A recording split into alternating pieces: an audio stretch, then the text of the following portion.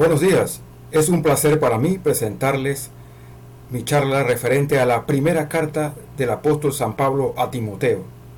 Esta presentación es parte del curso de San Pablo del Seminario Mayor San José. Mi nombre es Román Altamiranda, hoy es 16 de octubre de 2019. Profesor de nuestro curso es el presbítero Ramón Burítica.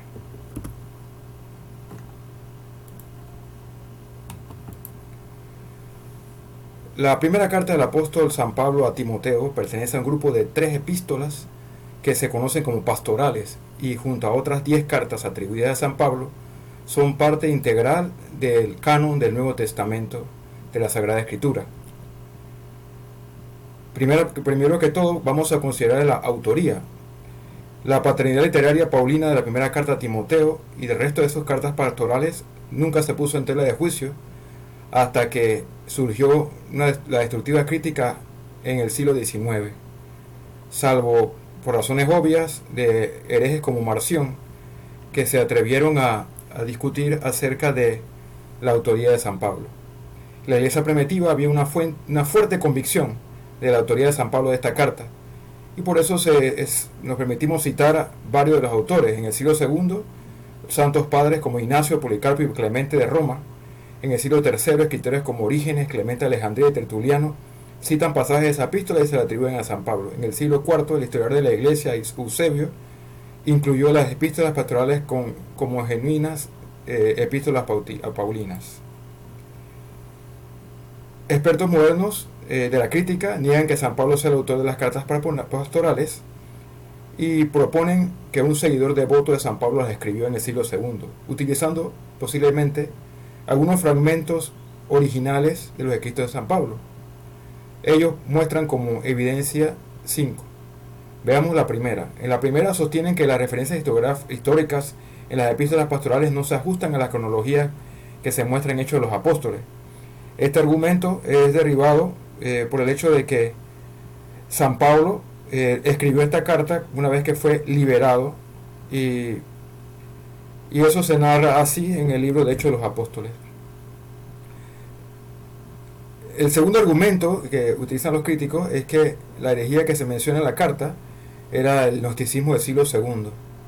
Sin embargo, también podemos derribar esta tesis viendo que en los tiempos de San Pablo ya el ascetismo existía, era previo a los gnósticos que se mencionan. O sea que sí es probable que estos gnósticos que menciona San Pablo eran de esa época, del siglo I. Otro elemento que utilizan los críticos es argumentar que la estructura de la iglesia que se muestra en la epístola parece ser de una iglesia más desarrollada que la que existía en el siglo I. Sin embargo, en el libro de Hechos de los Apóstoles dice Pablo que en su primer viaje misionero él y Bernabé constituyeron ancianos.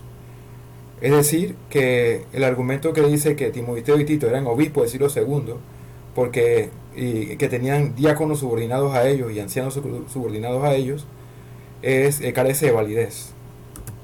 El cuarto argumento dice que San Pablo no pudo haber escrito la primera carta a Timoteo ni las otras epístolas pastorales porque en ella no se expresan los grandes temas de su teología. Este argumento olvida que el carácter de las cartas, pues estas fueron escritas para compañeros de Pablo que conocían profundamente su teología. Es decir, que no era necesario expresar tantos detalles teológicos porque su propósito era más bien ayudarlos a ellos en la guía o en el gobierno de la iglesia local. Otros críticos argumentan que el vocabulario utilizado en la carta delata que no es de autoridad paulina, porque más de una tercera parte de las palabras griegas utilizadas en esta y en las otras epístolas pastorales no aparecen en las otras 10 epístolas de Pablo. De esa tercera parte, más de la mitad de las palabras no aparecen en ninguna otra parte del Nuevo Testamento. Es necesario considerar que la diferencia en el vocabulario también estriba en el hecho de que fue escrita como una carta privada más que una carta pública. Y por eso el lenguaje utilizado por Pablo es un lenguaje bastante específico. Aparte de estos argumentos, también existe una idea entre los críticos. Algunos defienden la idea de que quizás la carta fue escrita por un autor seudónimo, o sea, un falsificador piadoso. Al respecto, la iglesia primitiva no aprobó los falsificadores piadosos. Pablo advirtió del peligro de los falsos maestros que decían prevenir de él, y eso lo podemos ver en la segunda carta al Tesalonicense. Y de ahí Pablo tomó medidas para autenticar sus cartas, y eso lo vemos en la segunda Tesalonicense 3:17. Tertuliano, el padre de la iglesia, escribió de un líder de la iglesia que fue expulsado de su cargo por falsificar un documento en nombre de Pablo, aunque lo hizo por amor a Pablo. Es decir, que la hipótesis del falsificador piadoso parece no tener validez, porque surgen de ahí varias preguntas, como por ejemplo, ¿por qué falsificó 3 cartas? ¿Y por qué no inventó un itinerario para Pablo que encajara con el libro de los Hechos de los Apóstoles? Fecha de redacción. Cuando fue liberado del primer encarcelamiento, Pablo visitó algunas de las iglesias principales de las que había servido, entre ellas Éfeso. Luego fue a Macedonia, dejando a Timoteo para que tratara algunos problemas en la iglesia de Éfeso.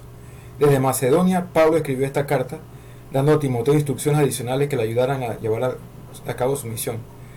La carta es datada posiblemente entre el 63 y 64 después de Cristo. ¿A quién fue destinada la carta? Bueno, Timoteo, su nombre significa el que honra a Dios, era natural de Listra, en Licaonia, de padre pagano y madre cristiana de origen judío. Su madre se llamaba Eunice y su abuela Loida, tal como se consigna en Hechos de los Apóstoles y en la misma carta segunda a Timoteo. Fue convertido por Pablo y probablemente su primer viaje misionero, y en su segundo viaje a Listra, Pablo lo convenció para que lo acompañara en su misión. Aún Timoteo era joven. 30 años después, dice la tradición que Timoteo fue martirizado por oponerse a la adoración de la diosa Diana. Él se mantuvo fiel como al principio, como lo dice Hechos de los Apóstoles. Género literario. La primera y la segunda carta a Timoteo junto con la carta a Tito forman una unidad por su estilo, su vocabulario y su tono. Las 3 están dirigidas a personas específicas y son escritos oficiales también destinados a esas comunidades. Su estilo literario es epistolar pastoral, pues da instrucciones para gobernar adecuadamente la comunidad. La canonicidad. El código muratorio, o también llamado fragmento muratorio, que es la lista de libros del Nuevo Testamento más antiguo conocido, que se data entre los años 180 y 200 después de Cristo, y se cree que probablemente estaba originalmente escrito en griego. En esta lista, que es más que una lista, porque esta presenta un esbozo general de cada uno de los libros y presenta su información histórica, se expresa que las epístolas de San Pablo son verdaderas, y entre esas incluyen la de Filemón, la de Tito y la de Timoteo. Y también en ese canon se rechazan por espuria las cartas a los ladiceos y a los alejandrinos. Se conservan manuscritos de las cartas de Pablo, de esas epístolas de Pablo, fragmentos de ellas en el monasterio de Monte Cassino. Estructura. La carta se divide en 3 grandes secciones. Primero el encabezamiento, luego viene el cuerpo de la carta, que está dividido en 5 partes, y luego viene la conclusión. El encabezamiento, en ella se expresa el remitente, el destinatario, es decir, a Tito, se le da un saludo. En el texto de la carta, en la primera parte, se dedica Pablo a luchar contra la falsa doctrina. Explica a Timoteo los caracteres de los falsos maestros, explica también la ley según el Evangelio, que aquí sería un tema teológico. Además de eso, explica la acción de la gracia en la misión de predicar, también un tema teológico, y da una exhortación nueva a luchar contra los falsos maestros. Estos falsos maestros eran parte de la comunidad. La segunda parte del cuerpo de la carta trata acerca de los problemas de disciplina eclesiástica. Primero que todo trata acerca del culto, pide oración por todas las autoridades para que haya paz en la comunidad. Además de eso habla acerca de la disciplina de los ministros, los requisitos para ser episcopo y los requisitos para ser diácono. Da también instrucciones acerca de la grandeza del ministerio confiado a la iglesia. La tercera parte habla de los falsos maestros nuevamente y sus exigencias, como por ejemplo estos maestros exigen la prohibición del matrimonio y la extensión de determinados alimentos, y era porque estos maestros practicaban lo que era el ascetismo. Y además de eso habla de la correcta práctica cristiana, cómo ha de ser. En la cuarta parte da instrucciones para Timoteo. Le dice, por ejemplo, que debe vivir ejemplarmente y trabajar con interés, poner empeño en la misión que se le ha encomendado. Le explica la manera correcta de tratar con diversas edades, con los jóvenes, con los adultos, con los ancianos. Además de eso, habla acerca de las viudas, y aquí llama la atención que habla cómo deben ser las viudas, su solicitud. Hace una distinción de las viudas que tienen familia, referente a las viudas que no tienen familia, y pide que las que tienen familia sean atendidas por su familia. Habla acerca también de los presbíteros y habla también de los esclavos. Aquí llama la atención que San Pablo hace referencia a los esclavos que tenían amos cristianos y a los que tenían amos que eran ateos o no cristianos.